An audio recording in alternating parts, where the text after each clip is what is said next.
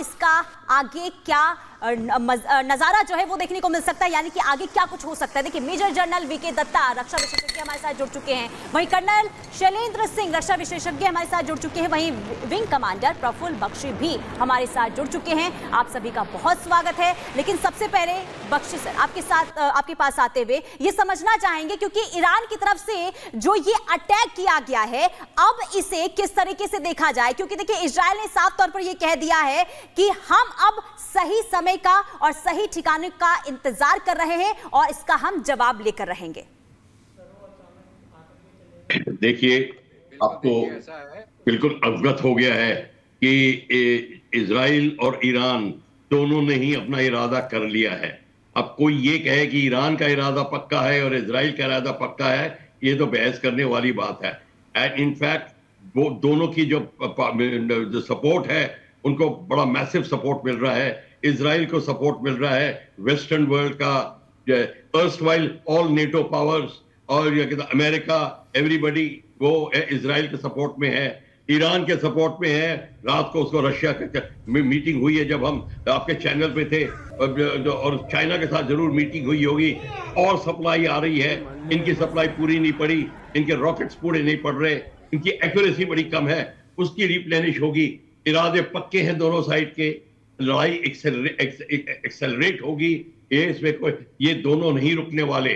Question ये है कि और कितने लोग रुकेंगे, आएंगे, और कितने कंट्रीज इन्वॉल्व होंगी, और हम पर इस एरिया में साउथ अपने एशिया पैसिफिक जोन में वहां क्या असर पड़ेगा। क्या चाइना वहां जाके अपना अब इस मौके का फायदा उठाएगा और एकदम से अपना जो आधा काम है वो पूरा करेगा। बेसिकली चाइना तो पाकिस्तान को भी उकसाएगा इस साइड में, और अपना जो साउथ एशिया पैसिफिक जोन में उधर काम करेगा। ये मिडिल ईस्ट में पूरा का पूरा अमेरिका को सप्लाई हो रहा है। अब फ्रांस का रवैया क्या है और टर्की का रवैया क्या है? टर्की क्या ईरान का सपोर्ट देगा, क्या सपोर्ट करेगा? क्योंकि टर्की भी अपने आप को खलीफत की हुकूमत पे का हकदार है, वो भी कहता है कि मैं हकदार हूं, ईरान भी कहता हकदार है। बात वहां पे भी है।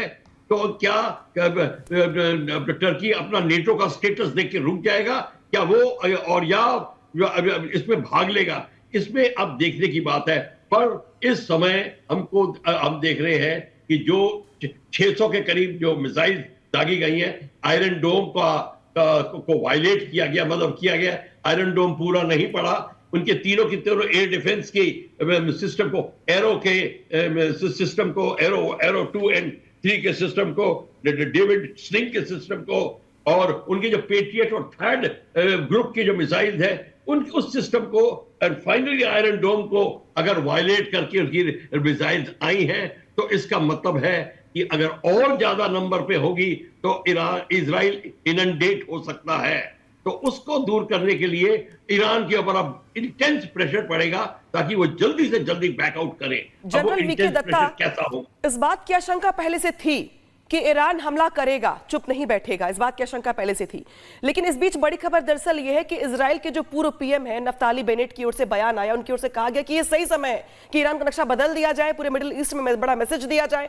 तो क्या अब यह मान लिया जाए कि जिस तरीके से हिजबुल्लाह की उल्टी गिनती शुरू हो गई थी, ईरान को लेकर भी इजराइल का स्टैंड वही रहने वाला है? जवाबी प्रहार किया जाएगा इजराइल की ओर से, और प्रहार होगा किस तरीके का, कितना बड़ा, कितना रुद्र?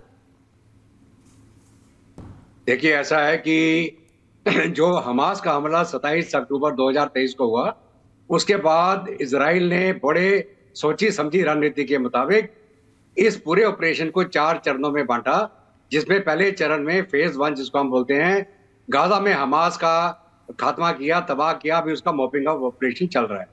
उसके बाद 8 अक्टूबर 2023 में हिजबुल्लाह ने रॉकेट फायर करने शुरू कर दिए थे इजराइल पे। तो फेज 2 ऑपरेशन में इजराइल का ये प्लान था कि हिजबुल्लाह को इतना पीछे धकेल दिया जाए, एक बफर जोन बना दिया जाए, ताकि वो इजरायली नागरिकों को हमला ना कर पाए, क्योंकि नदर्न इजराइल में 60,000 नागरिकों को इवैक्यूएट करना पड़ गया इजराइल के द्वारा।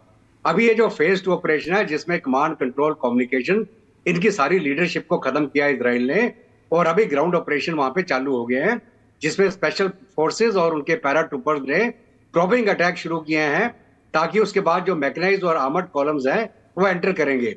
और ये मानना है कि कम से कम लिटानी रिवर तक ये इनको पुश करके ले जाएंगे। अभी सवाल उठता है कि इजराइल 6 फ्रंट पे लड़ रहा था, एक हमास, दूसरा हिजबुल्ला, तीसरा हूती, चौथा सीरिया में जो इनके प्रॉक्सीज हैं, इराक भी कूद गया था और ईरान तो है ही। ईरान तो लगातार शुरू से ही, अगर हम कहें कि साहब टेररिस्ट अटैक किसने शुरू किया, तो ये जो ईरान और उसकी प्रॉक्सी ने शुरू किया ना।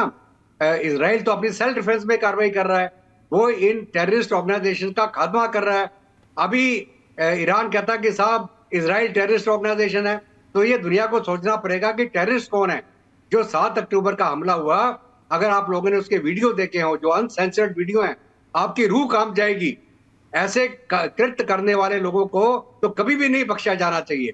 और इसके चलते 42,000 लोग तो ऑलरेडी गाजा में और अलग अलग जगह में मारे जा चुके हैं, और हिजबुल्लाह का भी जो ऑपरेशन चालू है। अभी जब ईरान ने खुद कूद गया जंग के अंदर, ये मौका जो है इजराइल के लिए बहुत सुनहरा मौका है कि इसका फायदा उठाते हुए ईरान की जो न्यूक्लियर कैपेबिलिटीज है उसको मिनिमाइज करने की चेष्टा की जाए, और इस कार में अमेरिका भी उसकी मदद करेगा। आपको याद होगा कि एटॉमिक एनर्जी एजेंसी, जो इंटरनेशनल एटॉमिक एनर्जी एजेंसी है, पहले वो जाके इनका पूरा मुआयना करती थी ईरान के जितने न्यूक्लियर पावर प्लांट है। लेकिन ईरान ने कई चंद एक ऐसे प्लांट है जो जाहिर नहीं करे थे, खास करके इस्फहान, नाटांज करके जो 2-3 जगह हैं जहां इन्होंने छुपा के एनरिचमेंट चालू है इनका।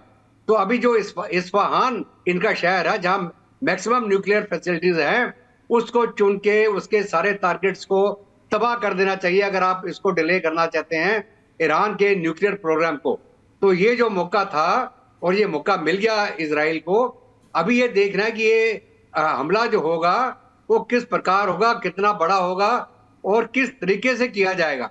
ये आज हो, कल हो, सुबह हो, शाम हो, वो तो इजराइल डिसाइड करेगा। लेकिन कंटिजेंसी प्लानिंग इजराइल ने शुरू से ही कर रखी थी। उनको मालूम था कि एक ना एक दिन, क्योंकि उसको भी अपना साख बतानी है। अभी पूरे जो इसके ईरान की प्रॉक्सीज थे, वो इनके ऊपर थू-थू कर रहे थे। दत्ता जी, ये पहले से ही जिस तरीके से आप बता रहे हैं कि इजराइल जो है अब गुस्से में है और हो सकता है कभी भी पलटवार ईरान पर कर दिया जाए, लेकिन देखना यही होगा कि इजराइल किस तरीके से पलटवार करता है। आप दोनों ही बने रहिए हमारे साथ, आपके पास वापस लौटेंगे और एक बार फिर से समझेंगे कि आगे, क्योंकि महायुद्ध की शुरुआत हो सकती है, ऐसा अमेरिका की तरफ से भी कह दिया गया है। लेकिन आगे क्या कुछ होगा, इस पर हर एक अपडेट, हर एक तस्वीर आप तक पहुंचाएंगे। लेकिन फिलहाल यहां रुकते हैं छोटे से ब्रेक के लिए, फौरन हाजिर।